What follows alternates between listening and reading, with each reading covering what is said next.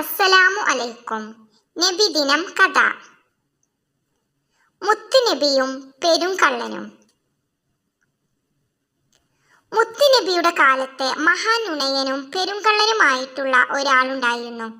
മദ്യപാനം, പിടിച്ചുപറി, അടിപിടി മുതലായ എല്ലാ ദുശീലങ്ങളും അയാൾക്കുണ്ടായിരുന്നു.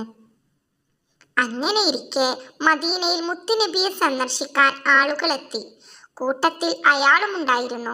അയാളെ മനസ്സിലാക്കിയ മുത്തുനബി പുഞ്ചിരിച്ചുകൊണ്ട് ചോദിച്ചു, മകനെ, നിന്റെ ദുശീലങ്ങളിൽ ഏതെങ്കിലും ഒന്ന് ഉപേക്ഷിക്കുവാൻ നീ തയ്യാറാണോ?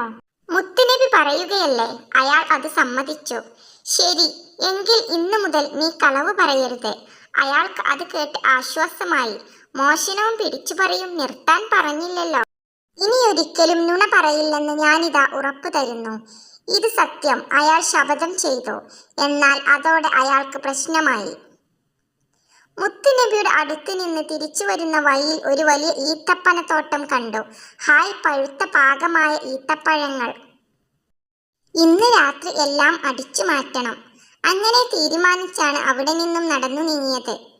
മുത്തുനബി മോഷ്ടിക്കരുതെന്ന് പറഞ്ഞിട്ടില്ലല്ലോ. പക്ഷേ പെട്ടെന്ന് ഉയർന്നു വന്ന മറ്റൊരു ചിന്ത ആ മനസ്സിനെ അസ്വസ്ഥമാക്കി. നാളെ ആരെങ്കിലും ചോദിച്ചാലോ?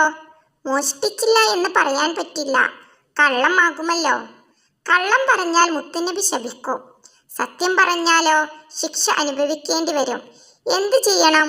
മോഷ്ടിക്കണോ വേണ്ടയോ? അയാൾ ധർമ്മസങ്കടത്തിലായി. അയാൾ കുറെ ആലോചിച്ചു. ഒടുവിൽ മോഷ്ടിക്കേണ്ട എന്ന് വെച്ചു. അതോടെ മോഷണം എന്നേക്കുമായി ഉപേക്ഷിച്ചു. മറ്റു ദുശീലങ്ങളുടെ കാര്യത്തിലും ഇത് തന്നെയായിരുന്നു സ്ഥിതി. അങ്ങനെ കളവ് പറയില്ലെന്ന ഒരൊറ്റ തീരുമാനം കൊണ്ട് എല്ലാ ദുശീലങ്ങളും മാറി. ശിഷ്ടകാലം അധ്വാനിച്ച് നല്ല ആളായി ജീവിക്കുകയും ചെയ്തു.